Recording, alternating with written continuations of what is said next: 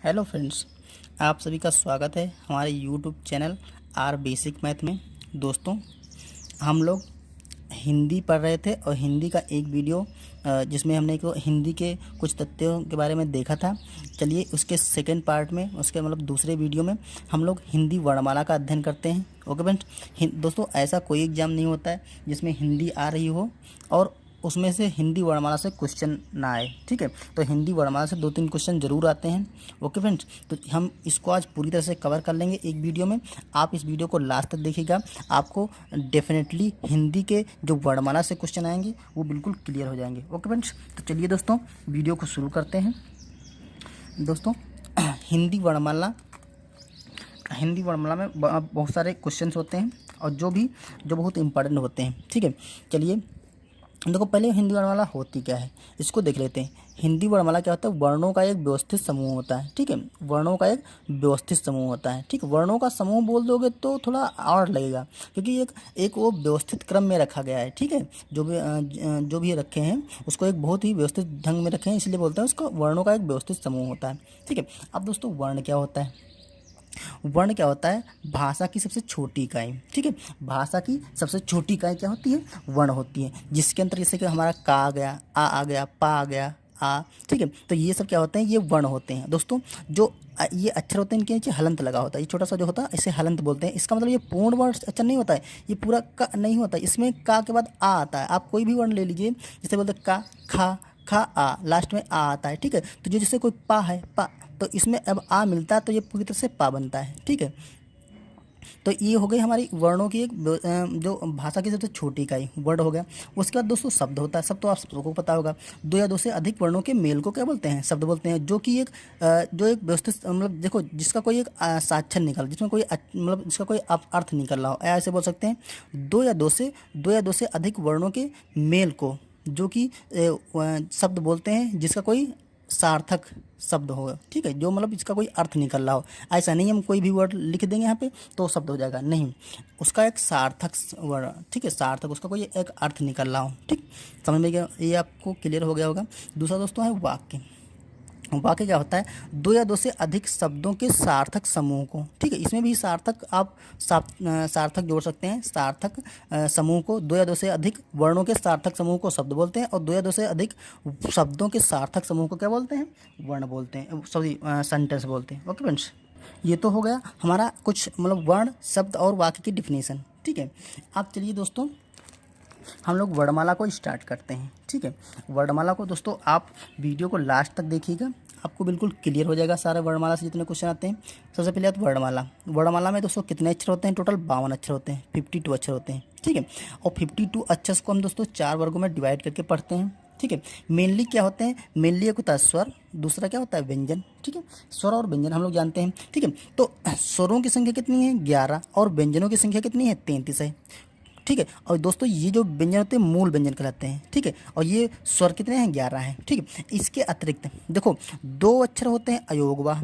ठीक है, 2 अक्षर होते हैं उत्क्षेप व्यंजन। ठीक है, और 4 अक्षर होते हैं संयुक्त अक्षर। ठीक है, 4 वर्ण क्या होते हैं? संयुक्त अक्षर होते हैं, जिसमें से छत, तरंग, ज्ञ और सरा, ये होते हैं संयुक्त अक्षर। दोस्तों ये आप बिल्कुल क्लियर कर लीजिएगा, क्योंकि एग्जाम में जितने जो ये तथ्य लिखे हैं सारे एग्जाम में बिल्कुल पूछे जाते हैं। ठीक है, तो जो अयोगवाह होते हैं दोस्तों वो 2 होते हैं, इनकी संख्या 2 होती है। कौन होते हैं? अंग और आह। ठीक है, अब अंग आह दोस्तों, अब अयोगवाह आप हम लोग पढ़ते हैं तो इसको रखा जाता है। हम लोग पढ़ते हैं छोटा बड़ा, छोटी बड़ी, छोटा ऊ बड़ा ऊ, ऋण ए आई ओ औ, अंग आह, तो ये तो आते तो स्वरों में हैं, लेकिन स्वरों में ये नहीं जुड़े जाते हैं, क्योंकि देखो ये अंग होता है आ।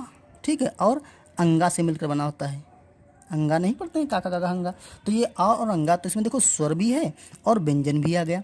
आह, देखो आ और प्लस हा, तो ये क्या होगा? आह, तो इसमें भी स्वर आ गया, व्यंजन आ गया, इसलिए इसको ना तो स्वर की श्रेणी में डाला गया है, ना तो व्यंजन की श्रेणी में डाला गया है। ठीक है, तो ये आपको क्लियर हो गया। अब दोस्तों ये 2 उत्क्षिप्त व्यंजन, बिल्कुल नाम याद कर लिए, उत्क्षिप्त व्यंजन क्या होते हैं? डा और ढा। दोस्तों हम डा डा डा पढ़ते जो हैं तो उसमें ये बिंदी नहीं रखी होती, वहाँ पे आप देखिए वर्णमाला ये बिंदी नहीं रखी होती है। ठीक है, जब बिंदी लगाए तो इसमें ये 2 औच्छिक व्यंजन बन जाते हैं। ठीक है, तो इनको ये दोस्तों इनका उच्चारण स्थान कहाँ है, मूर्धन्य है। ठीक है, अब आपको मूर्धन्य हम बताएंगे अभी कि ये मूर्धा क्या होता है।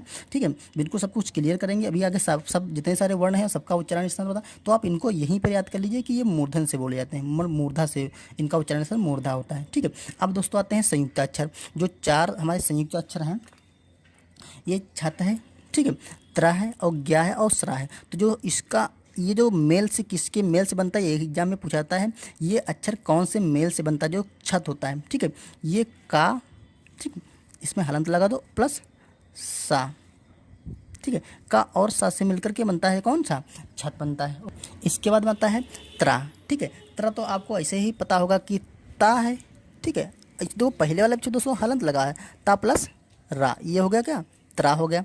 अब आता है ज्ञा। ठीक है, जो ज्ञा होता है वो आपका जा, ठीक है, और प्लस इया, जा और इया से मिलकर बना होता है। दोस्तों सरा जो होता है तो इसमें ये होता है आपका सा और प्लस रा। ठीक है, ये आपका सा और रा से मिलकर बना होता है। दोस्तों ये बिल्कुल आपको बिल्कुल कन्फर्म याद हो जाना चाहिए। देखो 2 चीज़ में आप ध्यान रखिए, जो ज्ञा होता है वो जा और इया से मिलकर बना होता है, और जो सा छा होता है वो का और सा से मिलकर बना होता है। ये खा होता है, इसको खा पढ़ते दोस्तों, तो इससे मिलकर बना होता है। बाकी सरा तो आप जान जाएंगे, सा जो तालबी सा होता है, नहीं ये जो ये होता है इस सा से मिलकर बनता है, और जो ये त्रा होता है ता और रा से मिलकर बनता है। ओके फ्रेंड्स, दोस्तों ये जो होता है ये तालबी सा होता है, इसको तालबी सा। दोस्तों तालबी सा क्यों बोलते हैं, क्योंकि ये दोस्तों तालू से बोला जाता है। अभी हम आप क्लियर करेंगे तालू क्या होता है, दंती, और इसको जो एक दूसरा वाला सा होता है उसको दंती सा बोलते हैं। ठीक है, तो वो दंती सा क्यों बोलते हैं, क्योंकि वो दांत से बोला जाता है, मतलब दांत को यूज करके बोला जाता है। ठीक है, तो आपको ये क्लियर हो गया। ये 4 संयुक्त अक्षर होते हैं, इसमें का और सा से मिलकर छत बनता है, त्रा टा और रा से मिलकर बनता है ज्ञा। और दोस्तों एग्जाम में अगर आप इसको इस तरह का क्वेश्चन आता तो आप ये जरूर देख ले, इसके पहले हलंत लगा होता। ऐसा नहीं है दोनों में हलंत लगा हो तो भी गलत हो जाएगा। अगर एक में हलंत लगा है पहले वाले में, ठीक है, और दूसरे वाले में हलंत नहीं लगा तो वो सही होगा। अगर पहले वाले में हलंत नहीं लगा और दूसरे वाले में लगा है तो भी गलत हो जाएगा। ठीक है, तो आप बिल्कुल सेम ऐसे ही, क्योंकि ये छोटी छोटी गलतियाँ अगर हम लोगों को क्वेश्चन आता होगा तब भी हम लोग गलत कर देते हैं, अगर ये ध्यान नहीं देंगे। ठीक है, तो आप लोग ये जरूर ध्यान से करिएगा। ठीक है, आप लोग नहीं बोलेंगे। आप चलिए अब पढ़ते हैं हम आगे स्वर। ठीक है, अब देखो दोस्तों यहाँ पर हम चलते हैं स्वरों पे। स्वरों की संख्या कितनी है, 11 है। ठीक है, देखो जिनका उच्चारण बिना किसी अन्य वर्ण की सहायता से होता है। स्वर क्या होते हैं, जिनका उच्चारण हम बिना किसी वर्ण की सहायता से करते हैं, वो हमारे स्वर होते हैं। और व्यंजन क्या होते हैं, व्यंजन को यूज करने के लिए हमें स्वर की आवश्यकता होती है। जैसे कि हलंत लगा होता है ना, ये का है, इस पर हलंत लगा, इसके आगे आ होता है, तब हम ऊपर बता चुके हैं का प्लस आ मिलकर के का बनता है। ठीक है, तो वो किसी न किसी की सहायता से बनते हैं, लेकिन जो स्वर होते हैं वो खुद की अपनी ही कहते हैं ना सेल्फ डिपेंड होते हैं। खुद जिनका उच्चारण स्थान बिना किसी अन्य वर्ण की सहायता से होता है उन्हें क्या बोलते हैं, स्वर बोलते हैं। तो आपको स्वर क्लियर हो गया। अब दोस्तों हम देखते हैं स्वरों के जो 4 टाइप के होते हैं। देखो एक होता है हासु स्वर, इनकी संख्या कितनी होती है, 4 होती है। दूसरा होता है दीर्घ स्वर, इनकी संख्या कितनी होती है, 3 होती है। तीसरा होता है संयुक्त स्वर, इनकी संख्या कितनी होती है, 4 होती है। अब हम एक के बारे में डिस्कस कर लेते हैं। जो हास्य स्वर होता है, ठीक है, ये क्या होता है, ये मूल स्वर, इनको हम मूल स्वर भी कहते हैं। क्लियर दोस्तों, ये मूल स्वर होते हैं और इनकी संख्या कितनी होती है, 4 होती है, हम बता चुके हैं। अब ये कौन कौन से, देखो एक होता है छोटा, दूसरी होती है छोटी, तीसरा होता है छोटा और चौथा होता है ऋण। ठीक है, ये हमारे कितने 4 हो गए हास्य स्वर। ठीक है, इनको छोटे वाले या मूल स्वर भी बोलते हैं। ठीक है, सारे स्वर इन्हीं से मिलकर बने होंगे, अभी आप देख लीजिएगा।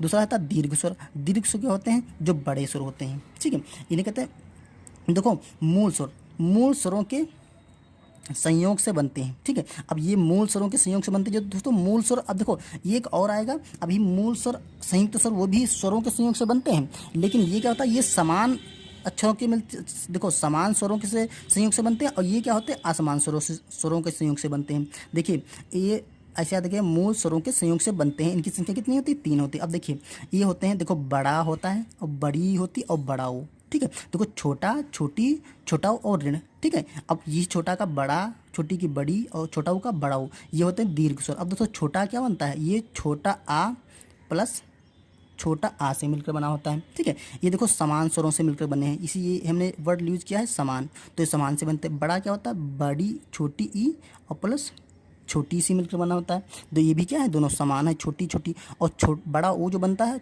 छोटा ऊ और प्लस छोटा ऊ। ठीक है, छोटा ओ ये दोस्तों छोटा ओ बना है, ठीक है, छोटा ओ और छोटा ओ के मिलकर बनता है, तो ये समान स्वरों के योग से बनते हैं, ठीक है, समान स्वर या मूल स्वरों के संयोग से बनते हैं, या मूल स्वर जो है, जो मूल स्वर होते हैं समान होते हैं, ठीक है। तो ये क्या होता है, दीर्घ स्वर बनता है। और इसके बाद आते हैं संयुक्त स्वर। अब दोस्तों संयुक्त स्वरों की संख्या कितनी है, 4 है, ठीक है, संयुक्त स्वरों की संख्या कितनी है, 4 है। अब ये क्या है, दो आसमान मूल स्वरों के मूल स्वरों के मिलकर बने होते हैं, ठीक है, ये असमान होते हैं, ये दोस्तों याद रखिएगा। और मूल स्वर से ही मिलकर बने होते हैं, ये समान मूल स्वर से मिलकर बनते हैं, ये आसमान से बनते हैं। इनकी संख्या कितनी होती है, 4। देखो ये संख्या में 3 होते हैं दीर्घ स्वर, और संयुक्त स्वर संख्या में 4 होते हैं। देखो हास्य स्वर 4 होते हैं, संयुक्त स्वर 4 होते हैं, दीर्घ स्वर 3 होते हैं। इनको मिला करके कितनी हो गई, देखो 4 3 7 और 7 4 11 स्वरों की संख्या कितनी है, 11 है।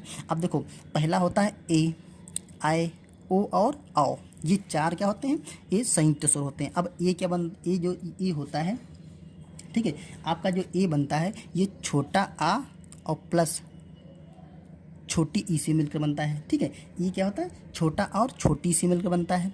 तो आई कैसे बनेगा, ठीक है, आई बनता है छोटा आ जरूर मिलेगा, और इसमें जो ए होता है इसको जोड़ दो जो, तो ए और छोटा और ए से मिलकर बनता है। इसी तरह से जो ओ होता है छोटा आ प्लस छोटा ओ से मिलकर बनता है, ठीक है, छोटा आ प्लस छोटा ओ से मिलकर क्या बनता है, ओ बनता है, और ओ मिलता है छोटा आ प्लस ओ, ये क्या होगा, ओ बन जाएगा। ओके दोस्तों, तो दोस्तों ये आपको देखो ये असमान स्वर हैं, स्वर तो ये भी हैं, ठीक है, और मूल स्वर हैं लेकिन असमान स्वर हैं, ठीक, देखिए। तो ये क्या हो गए तुम्हारे संयुक्त स्वर। हमने क्या स्वरों को डिस्कस किया, जिसमें से 4 हास्य स्वर होते हैं, 3 दीर्घ स्वर होते हैं, और 2 क्या होते हैं, संयुक्त स्वर होते हैं। ये सब आपको क्लियर हो गया। अब चलिए दोस्तों हम अब उच्चारण स्थान पढ़ते हैं। अब उच्चारण स्थान पढ़ते हैं, सारे पहले स्वरों का पढ़ लेते हैं, ठीक, उसके बाद किसका पढ़ेंगे, व्यंजनों का पढ़ेंगे। दोस्तों उच्चारण स्थान पढ़ने से पहले आपको हम एक चीज़ क्लियर कर दें। देखो जैसे हमारा ये क्या होती है, जीभ होती है, ठीक है, ये सब पता है, जीभ थोड़ा दोस्तों गंदी बन गई है, कोई बात नहीं। देखो ये होता है हमारा मुंह के आगे वाला भाग, जैसे हम जहाँ से हम स्वाद चखते हैं, ठीक है, जो हमारी जबान आगे निकल आती है ये मलते हैं हम आगे वाला भाग, और ये क्या होता है, पीछे वाला भाग होता है, ठीक है, पीछे वाला भाग होता है, ये साइड वाले भाग होते हैं, और ये क्या होता है, मुंह के ऊपर होता है। तो दोस्तों सबसे पहली बात आती है कंठ। कंठ कंठ तो आप सब जानते हैं गला होता है, ठीक है, गले से जो अक्षर निकलते हैं वो कंठ से बोले जाते हैं। उसके बाद आता है तालु। तालु क्या होती है, जो हमारा जबान होती है उसके जस्ट ऊपर वाला भाग होता है, जबान के जस्ट जो ऊपर वाला भाग उसे तालु बोलते हैं, कि ठीक है, ठीक है। मूर्धन्य क्या होती है, जो जबान आगे होती है वो मूर्धन्य होता है। और दंत आप जानते हैं, ओष्ठ जानते हैं। तो ये 4 भाग होते हैं, कंठ, तालु, मूर्धन, दंत और ओष्ठ। और दोस्तों इनको आपको इसी क्रम में याद रखना है। अगर आपको इसी क्रम में याद हो जाएंगे तो आपको ये क्वेश्चन करने में बहुत ही आसानी होने वाली है, ठीक है। आपको अगर इसी क्रम में याद हो जाएंगे तो आप ये क्वेश्चन करने में बहुत, तो ऐसे याद करिए, कंठ, ताल, मूर्धा, दंत, ओष्ठ, कंठ, ताल, मूर्धा, दंत, ओष्ठ। तो कंठ क्या होता है, गला। ताल क्या होती है, जो जबान के ऊपर का हिस्सा होता है। और मूर्धन्य क्या होती है, जो जबान के आगे वाला भाग होता है। कंठ, ताल, मूर्धन्य का दंत क्या, दांत जानते हैं। और ओष्ठ, और इनका यूज कैसे होगा अभी आपको हम क्लियर कर दे रहे हैं। देखो जो पहले होते हैं आ और छोटा और बड़ा, ठीक है, इनका जो उच्चारण स्थान होता है वो होता है कंठ, ठीक है, कंठ। आप बोल के देखिए, ठीक है। देखो दोस्तों ये जो कंठ होता है आप इनको बोल के चेक कर लीजिए। देखो आ, तो आ और आ ये देखो गले से निकल रहे हैं दोनों, और कुछ हम यूज ही नहीं करें, आ गले से दोनों निकले, तो ये आप आसानी से बोल के चेक भी कर सकते हैं। कंठ हो गया, ठीक है। और जो छोटी ई और छोटा ओ होता है, ठीक है, जो छोटी और छोटा ओ होता है दोस्तों, ये कंठ के बाद क्या आता है, तालु आता है। कंठ के बाद तालु आता है, तो ये ताल से बोले जाते हैं, तालव्य, ठीक है, तालव्य होता है ये, तालव्य या ताल, आप जो भी एग्जाम में आता है वो आप टिक कर लेंगे, ठीक है। तो ये तालव्य से बोले जाते हैं। देखो तालु क्या होता है, जबान के ऊपर वाला भाग। देखो ई जैसे लग रहा है जबान ऊपर चिपक रही है, ई, ठीक है, ई ताल मतलब ऊपर जबान चिपक रही है। जैसे आप ई बोलो, देखो ई मतलब जबान जो है ऊपर वाले अंग में चिपक के बोल रही है ना, तो ये तालव्य से हो गया। और ऋण, देखो ऋण होता है ये मूर्धन्य से बोलता है, कंठ, ताल, मूर्धन्य आ गया। अब देखो री जो जबान के आगे वाला भाग होता है वो वो लड़ रहा है कि नहीं लड़ रहा है, री, ठीक है। तो ये क्या होता है, ये मूर्धन्य से बोला जाता है, मूर्धन्य हो गया, या मूर्धा बोलते हैं इसे, ठीक है। अब क्या हो गया, ऊ, अब ऊ अब आप बोल के देखिए, ऊ जैसे लग रहा है दोनों ओंठ आप आपस में चिपक रहे हैं, ऊ ऊ ऊ। तो ये दोनों ओंठ आपस में चिपक रहे हैं ना, तो ये किससे किससे बोला जाता है, ये ओठ से बोला जाता है। ठीक है, ओष्ठ हो गया। ऊ ऊ आप बोल के देख लीजिए, ऊ ऊ ओंठ चिपक जाए। लेकिन दोस्तों इस तरह थोड़ा अगर कंफर्म होगा तो आपको वहाँ पे एग्जाम में कन्फ्यूजन नहीं होती। बोल के तो सब लोग चेक कर सकते हैं, लेकिन एग्जाम में वो ऐसे ऑप्शन होता है कि हम लोग कन्फ्यूज होते हैं। अब आता है ए, बताओ ए बोल के देखो कहाँ से होता है। ए ई आई ई आई ई आई ए आई ई आई। तो देखो कंठ और ताल दोनों को स्पर्श करता है। ठीक है, जो जीव होती है ए जैसा लग रहा है कंठ से निकल रहा है ए, तो ऐसा लग रहा है कंठ और ताल, जो ताल उनके संपर्क से मिलता है। तो ये दोस्तों इसको लिखते हैं कंठ तालव्य। ठीक है, कंठ तालव्य। ठीक है, तो ये कंठ तालव्य मतलब कंठ और ताल दोनों के संयोग से निकलता है। ठीक है, ओके फ्रेंड्स, कंठ ताल। उम्मीद है ये दोस्तों आपको क्लियर है। अगर आप बोल के देख लीजिए कंठ तालव्य, कंठ ताल जैसे ए तो जैसे लग रहा गले, गला और ताल दोनों के संपर्क में जीभ आ रही है ना, गला और ताल। देखो ए गला और ताल दोनों के संपर्क में जीभ आ रही है, तो इसलिए क्या बोल रहे हैं कंठ तालव्य। अब ओ को बोलिए ओ ऊ ऊ, जैसे कंठ से ही और ओंठ, देखो कंठ भी कंठ से ओ निकल रहा है, लेकिन ओंठ क्या होते हैं, ओंठ आपस में मिल जा रहे हैं, ओ औ, तो ओंठ आपस में मिल जा रहे हैं, तो इसे बोलते हैं कंठोष्ठ। ठीक है, कंठ ओष्ठ मतलब कंठ ओष्ठ, ये दोनों कंठ। देखो ये कंठ तालव्य हो गया, ये कंठ ओष्ठ से बन गया। अब आपको दोस्तों इसको याद करने का हम तरीका बताते हैं कैसे याद करेंगे। देखो ये तो गया कंठ, ये तो क्लियर कर लेंगे, तालव्य, मूर्धा, ओष्ठ, दंत से। इसमें दोस्तों दंत से कुछ नहीं बोला जाता है, जो स्वर होते हैं याद रखिए, जो दंत होता है दंत, इसका कोई यूज नहीं होता इसमें। ये आप देखो कंठ तालव्य मूर्धा दंत ओष्ठ ऐसा होता है। हमने याद करने का तरीका कंठ तालव्य मूर्धा दंत ओष्ठ, तो यहाँ पे कंठ हो गया, तालव्य हो गया, मूर्धा हो गया, ओष्ठ हो गया, दंत का यहाँ पे यूज नहीं हुआ, तो उसको स्किप कर दीजिए आप। ठीक है, अब देखिए जो ए आई होता है, तो आप ऐसे समझ, देखो एक चीज़ क्लियर, जो ए बनता है वो आ और ई के संयोग से बनता है। आ किससे, कंठ होता है, ई किससे होता, ताल होता है। आ कंठ से बोला था, ई ताल से, तो यहाँ पे कंठ ताल हो गया। ठीक है, ए से क्लियर होगा, ए किससे संयोग से बना है, आ और ई के संयोग से बना है ना, तो ये कंठ और ताल दोनों मिलकर के बोला जाएगा कंठ और ताल। ये चीज़ क्लियर हो गई। अब देखो कंठ और ओष्ठ, जो ऊ होता है ए ओ और औ, ये देखो कंठ से, आ किससे, कंठ से बोला जाता है। ठीक है, और ऊ किससे बोला जाता है, ओठ से बोला जाता है, ऊ ओठ से बोला जाता है, तो ये कंठोष्ठ हो गया। ठीक है, आप ऐसे भी याद करिए, अगर आपको ये क्लियर है। ठीक है, तो आप ऐसे भी निकाल सकते हैं कंठ। देखो ये चार याद कर लीजिए, ये आपको ऐसे ही बन जाएंगे, कंठोष्ठ, कंठ तालव्य और कंठोष्ठ। ठीक है, ऊ तो और पता होगा, ओष्ठ, ऊ ओष्ठ, ऊ ओष्ठ। ठीक है, ये दोस्तों आपको बोलने से भी कंफर्म हो जाएगा। उम्मीद है दोस्तों ये क्लियर हो गया। हम चलिए अब हम आते हैं व्यंजनों पे। दोस्तों व्यंजनों की संख्या हमारे वर्णमाला में 33 है। ठीक है, ये मूल व्यंजन है दोस्तों, ये मूल व्यंजन है। बाकी जो अंतस्थ, बाकी इसके अतिरिक्त जो वो थे आपके संयुक्त व्यंजन। ठीक है, और जो एक था द्विगुण, ठीक है, उत्क्षिप्त, तो ये सब अलग चीज़ें थी। ठीक, मूल स्वर कितने हैं, मूल व्यंजन कितने हैं, 33 है। स्वरों की संख्या 11 है, व्यंजनों की संख्या 33 है। दो क्या थे, दो उच्छिष्ट थे, दो अयोगवाद थे और 4 संयुक्त अक्षर थे। इनको मिलाकर के 52 अक्षर होते हैं। ठीक है, अब देखिए दोस्तों का वर्ग। ठीक है, एक एक तरफ से पढ़िएगा आसानी से बिल्कुल। का वर्ग, का वर्ग में क्या आता है, का खा गा घा और अंगा, का खा का घा अंगा। तो ये जो का वर्ग होता है और चा वर्ग होगा, टा वर्ग होगा, ता वर्ग होता और पा वर्ग होता है। का चा टा ता और पा, जो ये दोस्तों 5 वर्ग होते हैं, इनको हम क्या बोलते हैं, इनको हम दोस्तों स्पर्श व्यंजन बोलते हैं। क्या बोलते हैं, स्पर्श व्यंजन। ठीक है, देखो स्पर्श व्यंजन, इनकी संख्या कितनी है, 25 है। आप ऐसे गिन लीजिए, का वर्ग में 5 आएंगे, चा टा ता और पा, 5 में, इसमें सब में 5 वर्ड आ रहे हैं, तो 5 पंचे 25, तो ये 25 होंगे। और इनको क्या बोलते हैं, इनको दोस्तों स्पर्श व्यंजन बोलते हैं। क्या बोलते हैं, स्पर्श व्यंजन। आप दोस्तों इनको देखते हैं, इनका उच्चारण देखो, हमने बताया कंठ ताल मूर्धा दंत और ओष्ठ। ठीक है, कंठ ताल मूर्धा दंत ओष्ठ, कंठ ताल मूर्धा दंत ओष्ठ, आप ऐसे याद करिए। और इनको उच्चारण देखो, का खा गा घा ऐसे बोलोगे तो कहाँ से निकल रहा है, कंठ से निकल रहा है। तालव्य देखो, चा छा, जो चा बोलते हैं, जबान जो है, देखो जबान कहाँ पे यूज होती है, ठीक, वो आप देख लिए। चा जबान ऊपरी हिस्से में बोले, छा जबान ऊपरी हिस्से में, जा जबान ऊपरी हिस्से में, झा इया, ये सब जबान कहाँ, जबान जो है ऊपरी हिस्से में बोल रही है, लड़ रही है। ठीक है, तालव्य में, उसे तालव्य बोलते हैं। तो ये क्या होगा, तालव्य से बनता है। और टा वर्ग देखो, मूर्धन देखो, टा, जब हम टा बोलते हैं तो जबान का आगे वाला हिस्सा क्या होता है, ऊपर लड़ता है। टा ओनली जबान का आगे वाला, जब चा बोलते हैं तो जबान पूरी ऊपर लगती है, चा जैसे लग रहा है। ठीक है, छा ऊपर जबान पूरी लड़ती है। ठीक है। ठीक है। जो टा बोलते हैं, जो जबान का आगे वाला हिस्सा होता है मूर्धन, जिसे मूर्धा बोलते हैं, वही ऊपर लगता है, टा ठा डा ढा अड़ा, ठीक है। तो ये क्या होता है, वो मूर्धन से बोले जाते हैं। और ता वर्ग देखो, ता था, देखो जबान कहाँ लड़ रही है, जबान दांत में लड़ रही है, दांत में, तो ये दंत से बोले जाते हैं।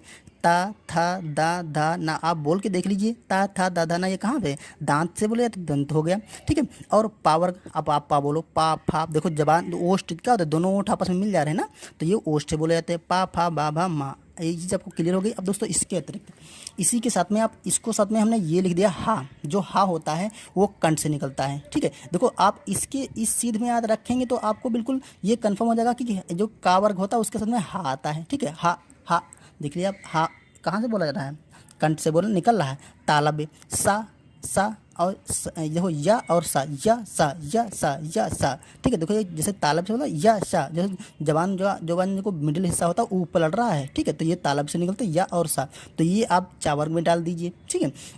मूर्धन रा और सा, रा सा, देखो मूर्धन जो आगे वाले जबान का हिस्सा है रा और सा, तो दो आगे वाला हिस्सा ऊपर लड़ रहा है, कहीं पर भी जबान का आगे वाला हिस्सा लड़ रहा होगा, तो ये क्या होगा, ये भी मूर्धन से निकलते हैं। और दंत, दांत से, देखो ला ला ला ला, जब ला बोलते हैं तो जबान आगे दांत में लड़ती है, सा। और इसको तो सा को आप अच्छी तरह से पहचानते हैं, क्या बोलते हैं इसको, दंती सा बोलते हैं, तो ये दांत से निकलता है, मतलब इसीलिए इसको दंती सा बोलते हैं क्योंकि ये दांत से निकलता है, ठीक है, सा, ठीक है। और वो वाला जो सा होता है वो तालब्बी सा होता है। ये देखो ये वाला सा क्या है, तालब्बी सा, इसको तालु से निकलता है इसलिए इसको बोलते हैं तालब्बी सा। दोस्तों हम लोग बहुत पहले से पढ़ते आ रहे हैं दंती सा, तालब्बी सा, दंती सा, तालब्बी, आज आपको क्लियर हो गया होगा कि दंती सा कौन सा होता है, तालब्बी सा कौन सा होता है, और दंती क्यों बोलते हैं, इसको तालब्बी क्यों बोलते हैं, ठीक है। अब देखिए दोस्तों, जो ये वाह होता है, वाह वाह वाह दोस्तों, दंत और ओष्ठ दोनों से निकलता है, दांत और ओंठ दोनों मिलते हैं, वाह। देखो दांत, इसको आप बोलिए वाह, तो दांत और ओंठ तीनों दोनों आपस में मिल जाते हैं, जैसे दंतोष्ठ, बस यही एक ऐसा वर्ण है, आप याद रखिए, दंतोष्ठ दोनों से मिलकर बनता है, ठीक है। तो ये तो हो गई दोस्तों स्पर्श व्यंजनों की बात।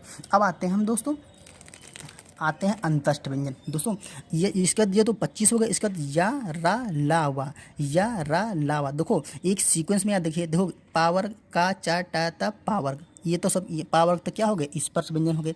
उसके बाद आता है चा, देखो या रा ला हुआ, चार, ये संख्या में कितने हैं, ये संख्या में दोस्तों 4 हैं, और ये होते हैं अंतस्थ व्यंजन, ठीक है। इनको अंतस्थ बनते हैं और इनको दोस्तों अर्धस्वर भी बोलते हैं, ठीक है, अर्धस्वर, अंतस्थ व्यंजन अर्धस्वर, ये संख्या में कितने हैं, 4 हैं, ओके फ्रेंड्स। दूसरा नाम इनका अर्धस्वर, तो ये भी याद रखिए। उसके बाद आता है सा खा साहा, सीक्वेंस में बिल्कुल या रा लावा अंतस्थ हो गया, और सा खा साहा इनकी संख्या कितनी है, 4 है, तो ये क्या हो गए, ऊष्म हो गए। अब दोस्तों ये अंतस्थ और ऊष्म ये बहुत ज़्यादा कंफ्यूज करता है एग्जाम में।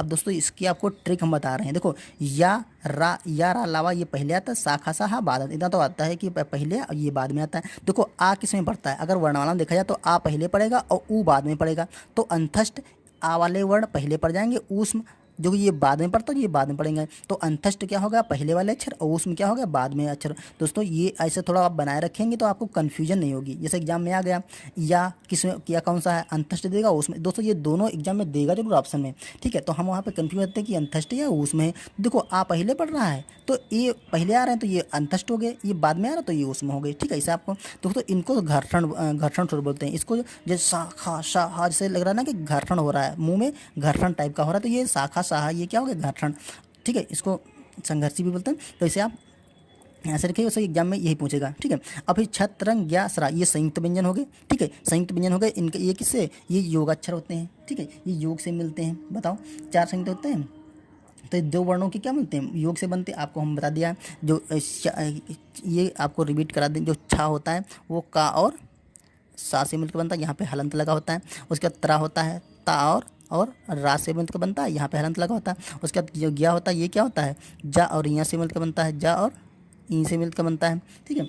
उसके बाद क्या हो गया, उसके बाद आपका जो सरा होगा तो ये सा और रा से मिलकर बनता है, ठीक है। तो ये आपको हम पहले भी बता चुके हैं, आपको अब भी क्लियर हो गया होगा, ठीक है। अब दोस्तों आते हैं कुछ ये पूछे जाते हैं अल्पप्राण और महाप्राण, ठीक है। अल्पप्राण और महाप्राण, अघोष और सघोष, दोस्तों ये भी एग्जाम में कंफ्यूज करने वाला पार्ट है, ठीक है। तो अल्पप्राण और महाप्राण आज आपको बिल्कुल क्लियर हो जाएगा। अल्पप्राण क्या होते हैं, महाप्राण, देखो जो का और चा टा ता पा ये जो वर्ग होते हैं, ठीक, इनमें से जो पहला और तीसरा और पांचवा, फर्स्ट थर्ड और पांचवा, ये जो लाइन होती का के बाद खा छोड़ दिए, गा के बाद घा छोड़ दिए अंगा, तो ये जो पहला तीसरा और पांचवा अक्षर होता है ये होता है अल्पप्राण। अल्पप्राण, अल्पप्राण का मतलब होता है इसमें बहुत ही हल्का मतलब ऐसे स्वर बहुत कम आएगा।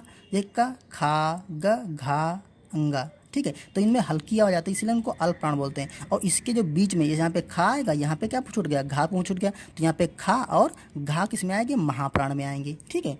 अल्पप्राण में क्या आएंगे, पहली और तीसरा और पांचवा वर्ण आएगा, ठीक है, हर मतलब ये वर्ग का। और महाप्राण में आएगा दूसरा और चौथा वर्ण आएगा। ये तो आपको बिल्कुल रट लेना है, जैसे भी आप याद कर पाएँ वैसे रट लीजिए। एक वैसे ट्रिक है, ये पहला, तीसरा और पांचवा, दूसरा और चौथा आएगा, ठीक है। या इसे समझ लिए, ये क्या होता है, ये ऑड होता है, मतलब ये होता है तुम्हारा विषम संख्या, विषम नंबर पे आता है, ये सम नंबर पे आता है, ठीक है। अब इसके अतिरिक्त इसमें स्वरों की संख्या आती है और अंतस्थ व्यंजन आते हैं। स्वर कितने होंगे, 11 स्वरों इसमें किसमें आए, अल्पप्राण में आएंगे। और अंतस्थ व्यंजन कौन थे, या, रा, लावा, ठीक है, या, रा, लावा, तो वो भी आ जाएंगे इसमें किसमें, अल्पप्राण में। अब महाप्राण की बात करते हैं। महाप्राण में देखो ये आ गया और उसमें सिर्फ ऊष्म व्यंजन आ जाएंगे, ठीक है। अब देखो अल्पप्राण आ से है तो अंतस्थ, महाप्राण देखो अल्पप्राण आ से होता तो अल्पप्राण इसमें आ जाएंगे, अंतस्थ वाले आ जाएंगे, ठीक है। और महाप्राण जब ये अंतस्थ यहाँ पे होगा तो महाप्राण किस में आएंगे, महाप्राण ऊष्म जो होंगे वो महाप्राण में आएंगे, ठीक है। और ये आपको तीसरी और दूसरी और लाइन से क्लियर हो गया होगा, ठीक है। तो ये था अल्पप्राण महाप्राण। अब आते हैं अघोष और सघोष पे, ओके। देखिए अघोष क्या होते हैं, सघोष क्या होते हैं। देखो अघोष और सघोष में कुछ ऐसा होता है, इसमें आवाज़ का डिफरेंस होता है, ठीक है। का, खा, इसमें कुछ आवाज़ का घर्षण से रिलेटेड होता है, तो आप इसको बिल्कुल रट लीजिए, ठीक है। का और खा, देखो पहला और दूसरा, पहली दूसरी लाइन अघोष होती है और दूसरी चौथी लाइन, तीसरी चौथी लाइन क्या होगी, सघोष। अघोष और सघोष, पहली दूसरी अघोष, तीसरी चौथी सघोष, अघोष सघोष अघोष सघोष। पहली और देखो का, खा, चा, छा, टा, ठा, ये अघोष होगी, ये सघोष होगी। और इसमें देखो सा, खा, साहा, देखो ये जो ऊष्म व्यंजन थे, ऊष्म व्यंजन इधर थे ना, तो वो इसमें आ गए और अंतस्थ इसमें चले गए। लेकिन जो ये था हा, ऊष्म का हा इसी में रह गया, ठीक है। सा, खा, जो तीनों सा आ जाएंगे। का ऐसा रखिए, का और देखो पहला और दूसरी लाइन और तीनों सा, खा, सा, इनको तीनों को सा ही पढ़ते हैं, सा, खा, सा, ठीक, ये इसमें आ जाए। बाकी सभी स्वर और यारा, लावा और हा इसमें आ जाएंगे सघोष में। उम्मीद है दोस्तों ये चीज़ क्लियर हो गई होगी। अगर आपको दोस्तों ये चीज़ क्लियर होगी तो हम एक क्वेश्चन आंसर की कुछ क्वेश्चन आंसर लिख के रखें, आप इनके आंसर करिए।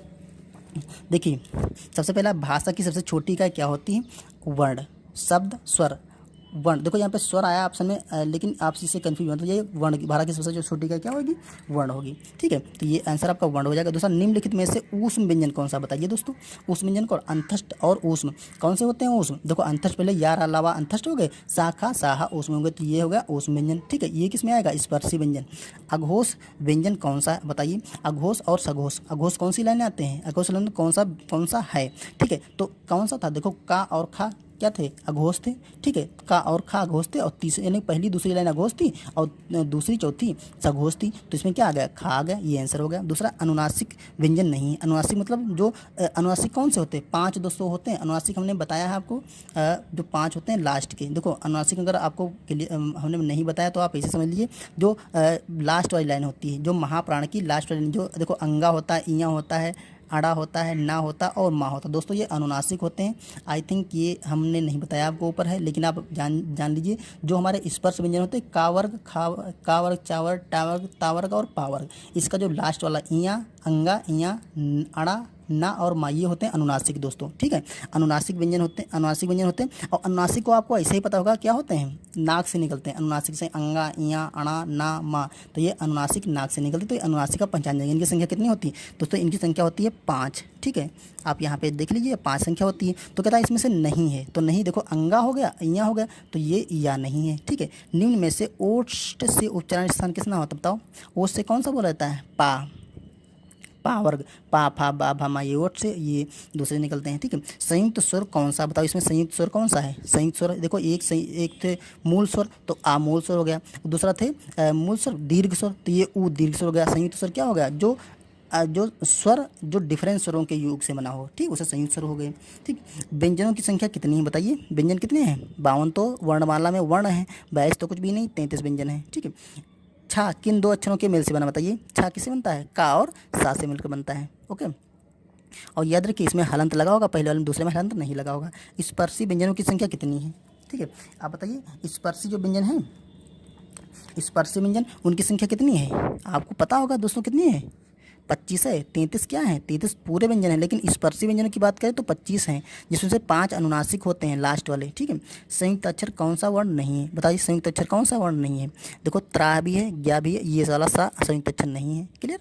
और ता का उच्चारण स्थान कहाँ से होता है बताइए, ता तालब, ता तालब, ताल ओठ से नहीं होता, मूर्धन से नहीं होता, ता तालब से होता है। निम्न में से कौन सा मूल स्वर है, निम्न में से मूल स्वर कौन सा है बताइए, मूल स्वर कौन सा है। आ क्या होता है, आ ये होता है दीर्घ स्वर, ए होता है संयुक्त स्वर, ये होता है मूल स्वर। ओके फ्रेंड्स, तो ये दोस्तों थे कुछ क्वेश्चन आंसर जो आपको उम्मीद है सब क्लियर होंगे, ठीक है, क्योंकि हमने आई थिंक बहुत अच्छे से समझाने की कोशिश की है, आपको समझ में भी आ गया हो। दोस्तों अगर हमारा ये वीडियो आपको पसंद आया तो प्लीज़ हमारे चैनल को सब्सक्राइब कर लीजिए और लाइक करिए। ओके फ्रेंड्स, आपको हम हिंदी के एक के बाद एक लगातार वीडियो देंगे।